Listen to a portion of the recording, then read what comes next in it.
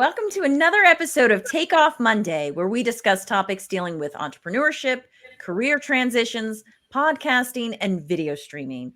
I'm Rosanna Catalano, and I'm the president of Rocket Ship Consultants, where I work as a consultant and coach.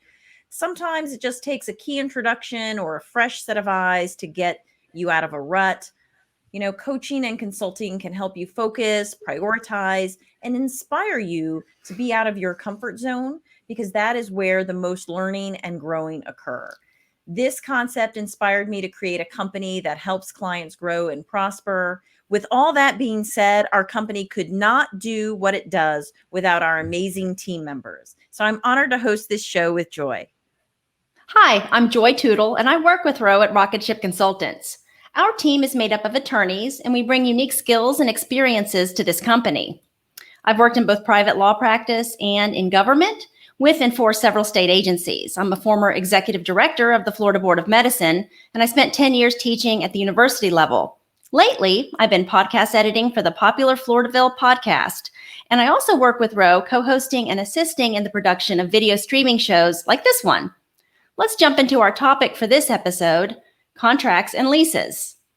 Our special guest today is Michael Flury. He's an Associate General Counsel at Florida State University and is primarily responsible for the vendor contracts for the university. Michael and I are not social distancing, you may have noticed, because he is definitely my better half.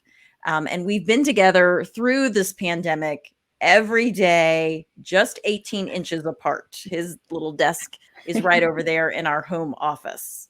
So welcome to the show, Michael Flury. Well, thank you for having me. I just had to turn around and I'm in your camera here. It's interesting to be on this side of the microphone after watching you all on the other side of the microphone for these past few weeks. So we are very glad that you're chatting with us today. Can you share with our audience a bit more about what you do for the university? Sure. As you can imagine, a university is a big entity and has a very large legal footprint. Our office, the Office of General Counsel, deals with so many different areas of law. What I specifically handle mostly is review of contracts, and we give advice to our Office of Procurement Services and the Finance and Administration. Michael, what would you say are the benefits to having well-written and well-thought-out contracts when you are in business? Having a contract, it's a tenet of good business to have a written contract. It's a misnomer to say that oral contracts are not enforceable. They are. However, oral contracts are just very difficult to deal with because you don't have any way of proving if there's a breach of contract, any way of proving what was to be done, who was supposed to do what. Having a well-written contract spells all that out. It lists the responsibilities and the obligations of each party to the contract.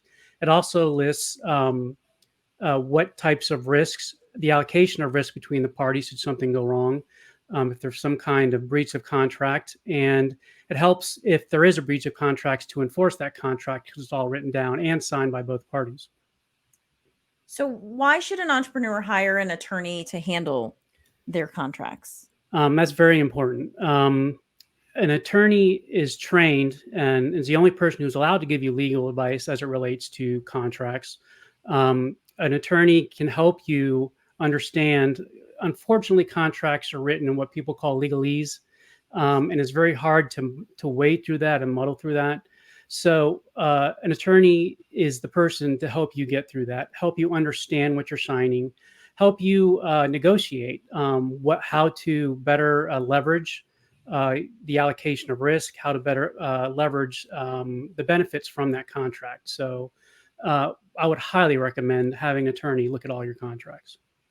Well, let's go ahead and take a quick commercial break and then keep discussing contracts with Michael Flury. Sure.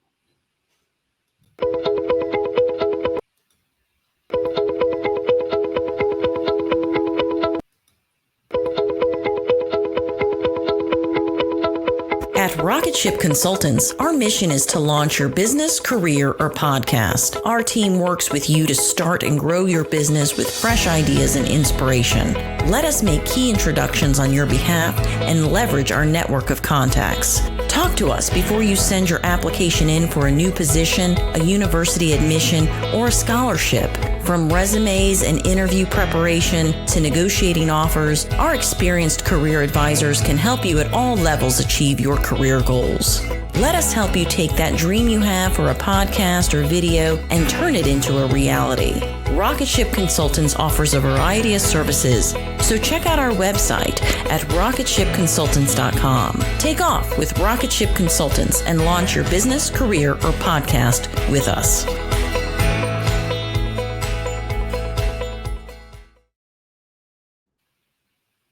And we're back with our guest, attorney Michael Flury, and he's talking today about contracts. If a company wanted to do business with a large entity, like a university, what should they be aware of? Well, if we're talking about public entities, which is what I work for, obviously working for the state university, there's a lot of requirements and provisions that are required of state entities through statute. Being a public entity, there's a lot of protections of the public built in the statutory provisions, which are then required to be in your contracts. This may be public records. The contract would become public record because the public has a right to know how the government is spending their money. Another thing is competitive solicitations. Most of the time when you're doing business with a state entity like a university, you have to, in order to get business from them, the state entity has to issue a competitive solicitation. What this means is you have the right to bid on a project. They send out through public notice what they are looking for, and different companies then provide responses to those bids. And through that competitive solicitation process, they pick the best value for the state of Florida. So those are some big differences in dealing with larger entities, public entities, as opposed to private or smaller entities. Can you talk a bit about capacity and authority when it comes to a contract? Sure. Capacity and authority are similar concepts, but they're not quite the same thing. They both deal with whether or not you can enforce a contract against the person you're contracting with. The authority to contract is something you probably more likely to run into as it relates to, for instance, where I work at the state university. The person you're dealing with has to have the authority to bind the university to that contract. If we're dealing with a $500,000 or $1 million contract, it's most likely that a part-time worker working in maintenance or something like that does not have the authority to sign the contract and bind the university. So if that ends up being the case, you may not be able to enforce the contract against the university. Capacity is a little bit different. Capacity deals with whether that person has the state of mind to enter into that contract. And what we're talking about there is someone, by statute, usually there's an age limit. Certain states have age limits. Anyone under the age of 18, anyone under the age of 16, just by law doesn't have the capacity to enter into a contract just due to their age. The other end of that is dealing with elderly people who may be suffering from dementia, Alzheimer's, or anybody who does not have the mental state to know what they're signing and why they're signing it and what they're getting into when they sign it. Makes sense. Why should an entrepreneur get their contracts reduced to writing? I kind of touched on this before. If you don't have it in writing, it makes it so much more difficult to enforce someone's obligation pursuant to that contract. When it's in writing, it's written down, and the contract needs to be signed by both parties. That way, it's listed what the obligations are, what the responsibilities are, what the allocation of risk, who's required to do what if there's a breach of contract, what the penalties are for breach of contract. If taken to court, makes it much easier to enforce. So earlier you mentioned legalese, and that, I guess you want to call it the fancy language, the party of the first part, that kind of language that you see in contracts. Is that actually required, though, to be in contracts, that type of language, or No, is this something else? I didn't mean to interrupt you. No, go ahead. No, absolutely not. And actually, I think there's a trend now within the legal community to rein that in quite a bit, because not only does it make it more difficult for the public, it makes it more difficult for attorneys because you can really spin things sideways and things can become ambiguous. There are certain legal terms which are Latin in nature, and then, those are what they are. But wherefore, withals, evermore, that type of stuff without being clear just makes it so much easier to read contracts and to enforce contracts. I agree. And I'm happy to hear that. Me too. Even as an attorney, I'm happy to hear that. Yeah, all three of us. How can a startup save money on legal fees in this area? I think a lot of entrepreneurs and startups are wanting to know about how they can save their money. One thing I might advise is, and a lot of companies do this, is if you have a contract, kind of have a template contract. You don't write a new contract every single time you enter into business with someone. If you have a template, have an attorney review that one time and advise you this is what you really kind of need in your contract. And then you can go forward with that, rather than entering in a contract and then having to go back to an attorney every single time.